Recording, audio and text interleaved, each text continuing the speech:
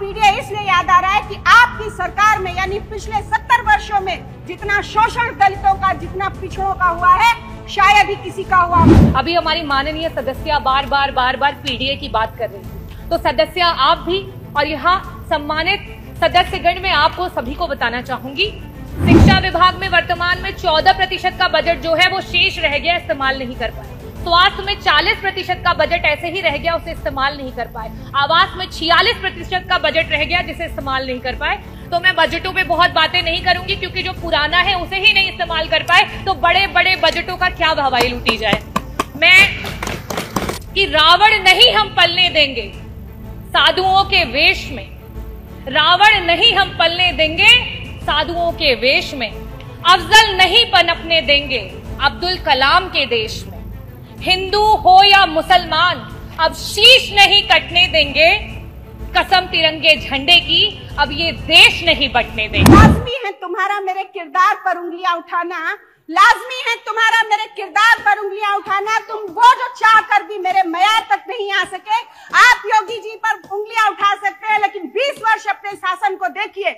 माननीय सभापति महोदय, इनको पीडीए की याद आती है, क्योंकि आपको पीडीए इसलिए याद आ रहा है कि आपकी सरकार में यानी पिछले 70 वर्षों में जितना शोषण दलितों का, जितना पिछड़ों का हुआ है, शायद ही किसी का हुआ। और आज भी मैं भारतीय जनता पार्टी की सरकार से आती हूँ और एक ऐसे समाज से आती हूँ जिसे 70 वर्ष आपके लोगों ने प्रतिनिधित्व नहीं दिया, भारतीय जनता पार्टी ने दिया है। मैं उस वर्गवंशी समाज से आती हूँ, इसलिए दर्द समझती हूँ लोगों का।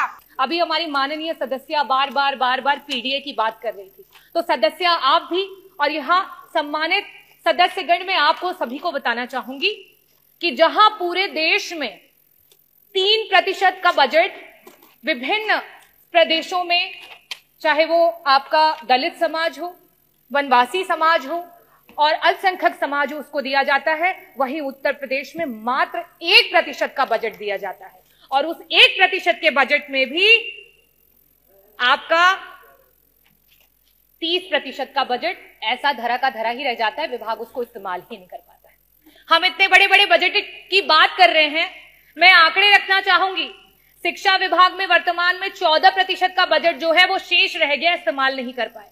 स्वास्थ्य में 40% का बजट ऐसे ही रह गया, उसे इस्तेमाल नहीं कर पाए। आवास में 46% का बजट रह गया, जिसे इस्तेमाल नहीं कर पाए। SC ST माइनॉरिटी में 30% का बजट है, जिसे इस्तेमाल नहीं कर पाए। अगर हम सिंचाई एवं बाढ़ नियंत्रण की बात करें, 35% का बजट है, जिसे इस्तेमाल नहीं कर पाए। अगर हम ट्रांसपोर्ट और PWD की बात करें, 6% का बजट है, जो पुराना बजट है, जिसे आप इस्तेमाल नहीं कर पाए। समाज कल्याण के मंत्री जी यहाँ बैठे हैं, 23% का बजट आज ऐसे ही पड़ा हुआ है, उसे इस्तेमाल नहीं कर पाए। कृषि विभाग वैसे ही 4% किसानों को दिया जा रहा है बजट में से, उसमें से भी 10% बजट ऐसे ही धरा का धरा रह गया, उसे इस्तेमाल नहीं कर पाए। तो मैं बजटों पे बहुत बातें नहीं करूंगी, क्योंकि जो पुराना है उसे ही नहीं इस्तेमाल कर पाए, तो बड़े बड़े बजटों का क्या भवाई लूटी जाए।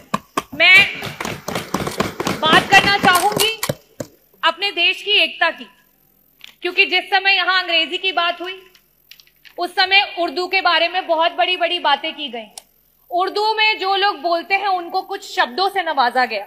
हमारे देश में उर्दू को बड़े ही लगाव से देखा जाता है। हिंदी अगर हमारी मातृभाषा है, तो आज का ये जो देश है वो अंग्रेजी से भी नहीं घबराता है, अंग्रेजी को सीखने की पूरी इच्छा रखता है। पंडित ब्रिज नारायण जी, पंडित रतन नाथ सरहार जी, मुंशी प्रेमचंद जी, पंडित आनंद मोहन जी, यहां तक कि उपराष्ट्रपति रहे हुए कृष्णकांत जी, इन सभी लोगों का उर्दू से बहुत लगाव था। तो क्या इनके लिए भी उन्हीं शब्दों से नवाजा जाएगा? मैं आखिरी में सिर्फ यही कहना चाहती हूं, ये विकसित देश है, ये प्रगतिशील देश है और ये युवाओं का देश है, और युवाओं की यही आवाज है कि रावण नहीं हम पलने देंगे साधुओं के वेश में, रावण नहीं हम पलने देंगे साधुओं के वेश में, अफजल नहीं पनपने देंगे अब्दुल कलाम के देश में, हिंदू हो या मुसलमान अब शीश नहीं कटने देंगे, कसम तिरंगे झंडे की अब ये देश नहीं बंटने देंगे। आज इस भरे सदन में मैं सर्वप्रथम संविधान के रचयिता बाबा भीमराव अंबेडकर जी को नमन करती हूं, जिन्होंने आर्टिकल 25 में हमें ये अधिकार दिया, स्वतंत्र धर्म का सम्मान अधिकार और हर आस्था का सत्कार। और इसी के नाते आज पूरे देश में और प्रदेश में हमारे बीच में कुंभ का महापर्व जो रहा, उसमें पूरे देश से लोग आए। मैं सभी लोगों का जो आए उनका स्वागत करती हूँ। यहाँ कई प्रकार की चर्चाएं हुई और बहुत सारे शब्दों का प्रयोग किया गया। ये जो लोग विभिन्न प्रदेशों से और यहाँ तक कि विश्व के कोने कोने से आए, वो किसी राजनीति से प्रेरित होकर के नहीं आए, वो आस्था से, धर्म से और अपने देश, अपनी मातृभूमि से जुड़े हुए हैं, इसलिए वो यहां पर आए। महाकुंभ के आयोजन में जितना बजट होना चाहिए था, सरकार ने उसकी कमी की। महाकुंभ में जो सुविधाएं हमारे लोगों को देनी चाहिए थी, सरकार ने उसकी कमी की। वहां पे गिद्ध नहीं गए थे, वहां पे सुअर नहीं गए थे, वहां पे इस देश में आस्था रखने वाले, इस देश को लोकतांत्रिक समझने वाले, इस देश में भाईचारे को आगे लेकर के जाने वाले लोग वहां पे पहुंचे थे। मैं इस सदन में आज बहुत सारी चर्चाएं हुई, बहुत सारी बातें कही गई। बजट की जबकि चर्चा होती है तो बजट में किस तरीके से डिवीजन होता है उसकी बात होती है।